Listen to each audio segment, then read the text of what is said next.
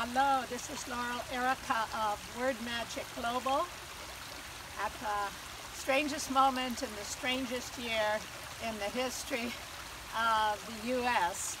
and possibly the whole world.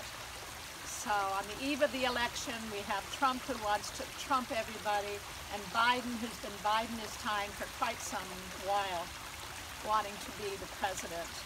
So if the world seems especially weird to you now, I want to share a little piece about just how strange it really is. That indicates to me we may be living in a matrix made out of WordTrix. And I invented the term homonymic metaphor to describe a pun that helps us see the drama and absurdity of what we often take to be our bottom line reality.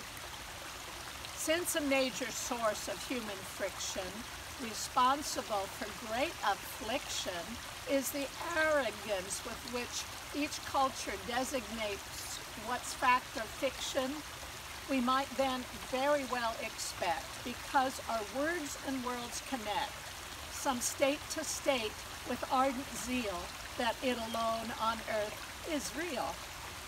And since its people Israelite, they wrote the book on wrong and right.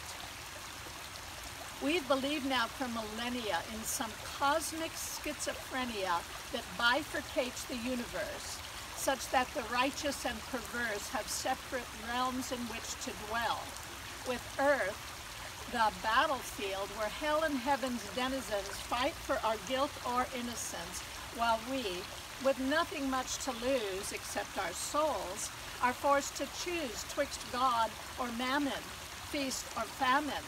So well disguised, we must examine deep within our heart of hearts to see these worlds are worlds apart.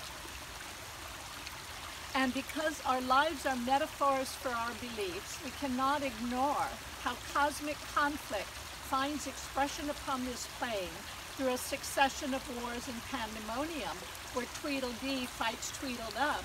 Each certain god is on his side, encouraging the fratricide. This purview helps us understand why the Irish live in IRE-Land, why the Romans roamed, why the French have Gaul, and why it is US is now against you all. It's why imperialists have said for eons to conquered peoples, now European, and why Hades, as all will agree, in its singular form, is pronounced Haiti. But since most folks register strong objection to the idea that metaphors might have sound connection, there are few who register humor or shock to hear the world's sex capital called Bangkok.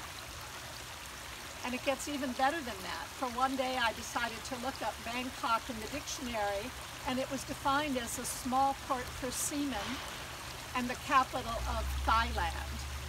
And of course the largest island in Thailand is pronounced Phuket and spelled phonetically in English, fuck it. And then there was the guy who got caught with his pants down for sexting in the U.S. Capitol, and he, of course, holding that archetypal position, was named Wiener. Such unseen clues can make it seem we're sleeping through a waking dream, for many words and names we find are symbols for our states of mind. So how can we call this accidental, when some puns provide a transcendental overview of correlations between our thoughts and our creations, while others are the sacred pathwords pointing toward our liberation. So if you would like to become a word master of puns and a decoder of the alphabet, join me November 5th, 2020, 10 a.m.